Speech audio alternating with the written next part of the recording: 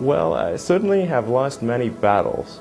So far, I've not lost a war, but I've certainly lost many battles. Oh, yeah, more than I can count, probably. I don't really like risk for risk's sake or anything. And I do think that a lot of things are very risky with a low chance of success. But if you want to try to come up with an innovative breakthrough, that's going to be how it is.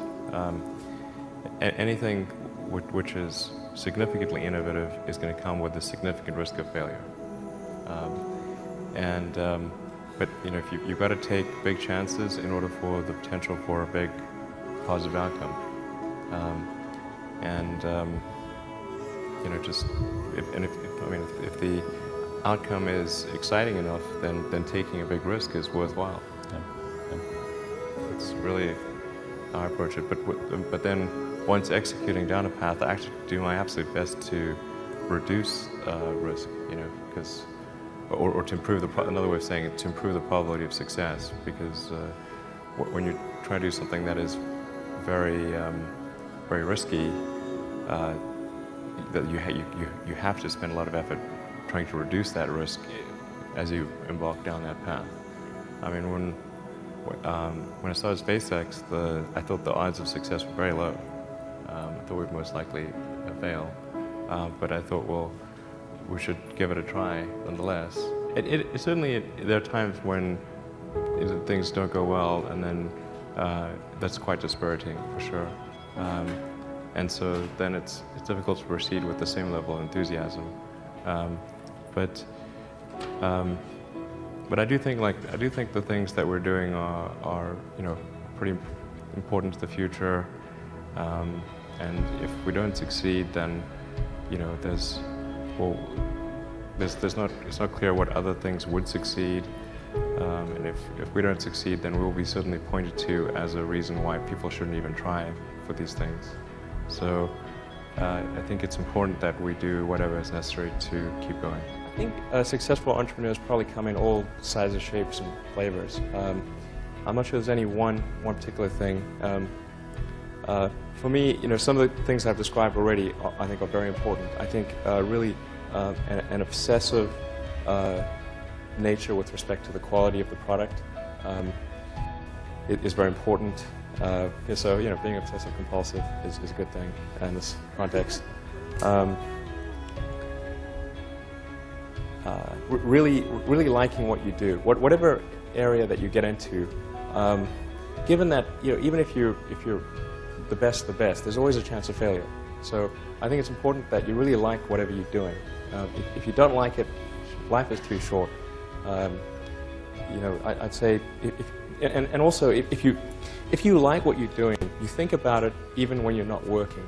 I mean, it's something that your mind is drawn to, and if you don't like it, you just really can't make it work, I think. Well, I think it's important to have a very to apply critical thinking to. This may sound trite, but to apply critical thinking to what one is doing. And by that I mean just the fundamentals of logic, you know, do you have the right axioms, are they relevant, and are you making the right conclusions based on those axioms? That's the essence of critical thinking, and yet it is amazing how often people fail to do that. I think wishful thinking is innate in the human brain. You want things to be the way you wish them to be, and so you tend to filter information that you shouldn't filter. That's the most common flaw that I see.